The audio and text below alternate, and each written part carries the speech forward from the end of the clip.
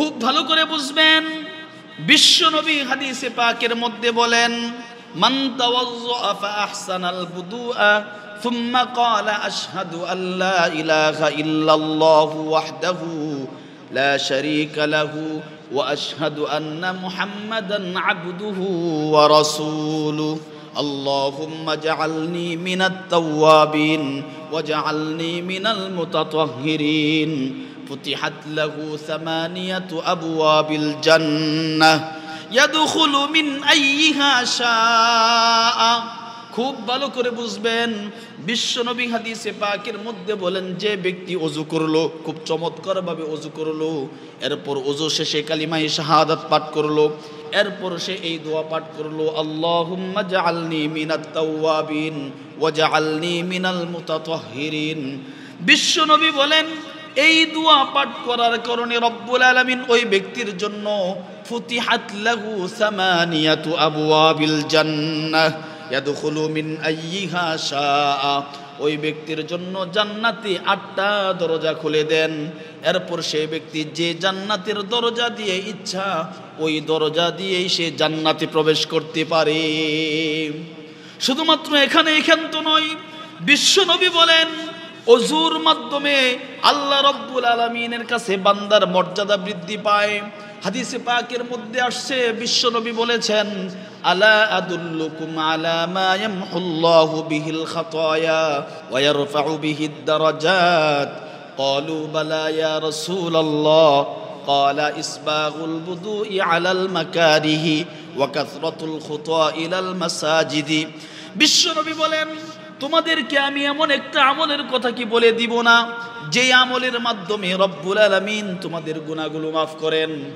হাদিসে পাকের মধ্যে আসছে, সাহাবায়ে কেরাম বললেন, ইয়া রাসূলুল্লাহ, অবশ্যই আমাদেরকে এমন আমলের কথা বলে দিন। আল্লাহর রাসূল বলেন, ইসবাগুল বুদুই আলাল মাকারিহি। যে ব্যক্তি কষ্টসাধ্য অবস্থায় ওযু করে, এমন ওযুর কারণে রব্বুল আলামিন ওই বান্দার মর্যাদা বৃদ্ধি করে দেন। মুসলমান ভাইয়েরা খুব ভালো করে বুঝবেন, ইসলাম হলো পূর্ণাঙ্গ জীবন ব্যবস্থা। বন্ধুরা আমার, ধর্ম হিসাবে ইসলাম পবিত্রতা এবং পরিচ্ছন্নতার বিষয়ে যতটুকু গুরুত্ব দিয়েছে, অন্য কোনো ধর্মে ততটুকু গুরুত্ব পাওয়া যায় না। ব্যক্তিগতভাবেও ইসলাম মানুষকে পরিচ্ছন্ন থাকতে বলেছে। বন্ধুরা আমার, মানুষ যেন ওযু করে, মানুষ যেন পোশাক পরিচ্ছদ যেন সুন্দর পরিষ্কার রাখে, মানুষ যেন ব্রাশ করে, মানুষ যেন মিসওয়াক করে, মানুষ যেন শরীর পরিষ্কার রাখে। বন্ধুরা আমার, প্রত্যেকটা মানুষের এক একটা অঙ্গ প্রত্যঙ্গ পরিষ্কার রাখার বিষয়ে ইসলাম কিন্তু গুরুত্ব দিয়েছে। শুধু পবিত্রতা এবং পরিচ্ছন্নতা বিষয়ে ইসলাম কিন্তু ক্ষান্ত হয় নাই, মানুষকে সুগন্ধি ব্যবহারের ক্ষেত্রেও কিন্তু ইসলাম অনেক অনেক গুরুত্ব দিয়েছে। বন্ধুরা আমার, চিকিৎসা বিজ্ঞানও কিন্তু মানুষকে পরিষ্কার পরিচ্ছন্ন থাকার ক্ষেত্রে অনেক গুরুত্ব দেয়। খুব ভালো করে বুঝবেন, তার কারণ হলো ভাইরাস ব্যাকটেরিয়া।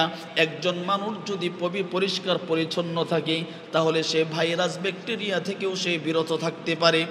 একজন মানুষ যদি পরিষ্কার পরিচ্ছন্ন থাকে, মানুষের যত প্রকার খতরনাক রোগ বালাই রয়েছে, সমস্ত রোগ বালাই থেকে মানুষ পবিত্রতার কারণে কিন্তু নিরাপদে থাকতে পারে।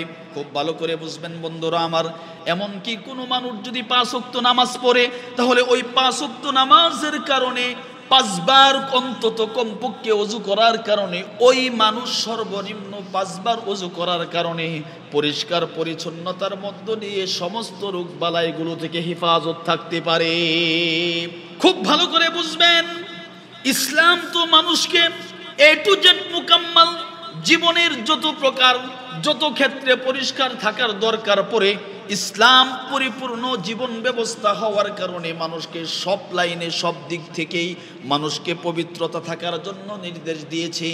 এমনকি মানুষ যে ইস্তেঞ্জা করে কাজায়ে হাজত সারে, ওই কাজায়ে হাজতের মধ্যেও যদি মানুষ পানি ব্যবহার করে, ওই পানি ব্যবহারের প্রশংসাও কিন্তু আল্লাহ নিজে করেছেন।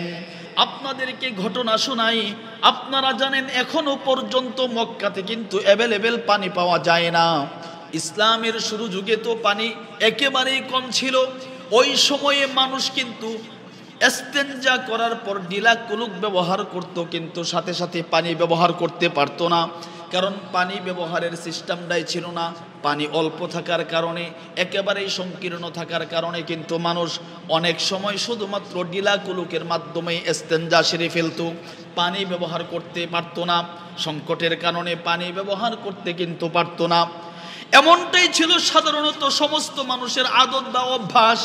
ওই সময়েও মসজিদে কুবার পাশে কয়েকজন মানুষ ছিল যারা ডিলা কুলুক ব্যবহারের সাথে সাথে তারা পানিও ব্যবহার করত। রব্বুল আলামিন ওই মানুষদেরকে উল্লেখ করে কোরআনের মধ্যে আয়াত নাজিল করেন, ফীহি রিজালুন ইউহিব্বুনা আইয়াতাতাহহারু আল্লাহু ইউহিব্বুল মুত্তাহহিরিন।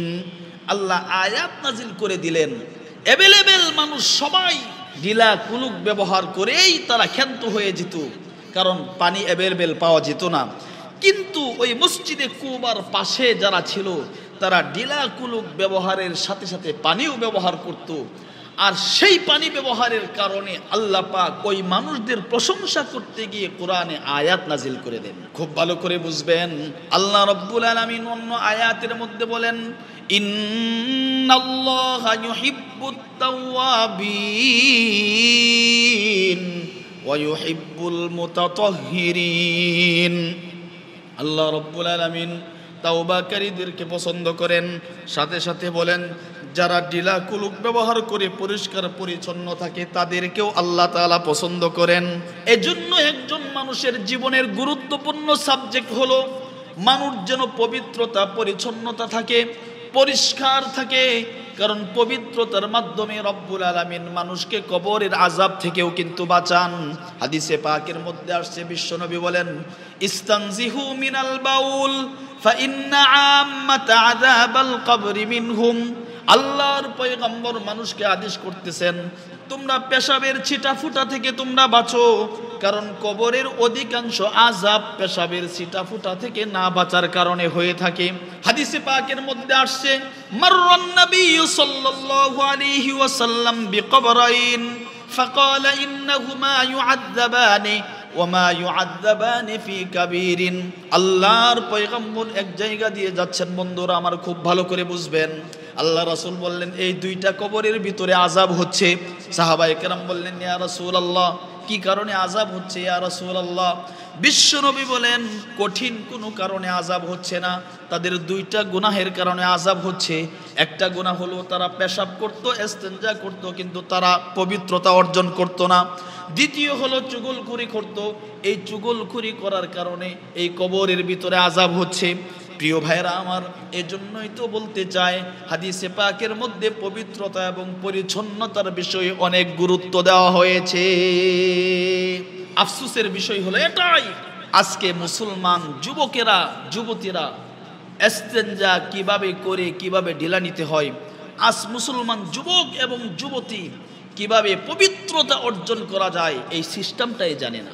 পেশাব করে ডিলা কুলুক কিভাবে ব্যবহার করতে হয়, কোন পদ্ধতিতে ব্যবহার করতে হয়, যার কারণে মুসলমান যুব সমাজে হাজারো লাখো যুবক এবং যুবতী আছে যারা ঘুম থেকে উঠে আরেকবার ঘুমানো পর্যন্ত কয়বার পেশাব পায়খানা করেছে, আর ডিলা কুলুক কোন পদ্ধতিতে করেছে এটা বলতেই পারে না। এই জন্য মুসলমানের গুরুত্বপূর্ণ এক গুণ হলো পবিত্রতা অর্জন করা। পবিত্রতার অনেকগুলো দিক আছে, তার মধ্যে গুরুত্বপূর্ণ একটা দিক হলো পেশাব পায়খানার ছিটা ফুটা থেকে বেঁচে থেকে শরীরকে পবিত্র রাখা।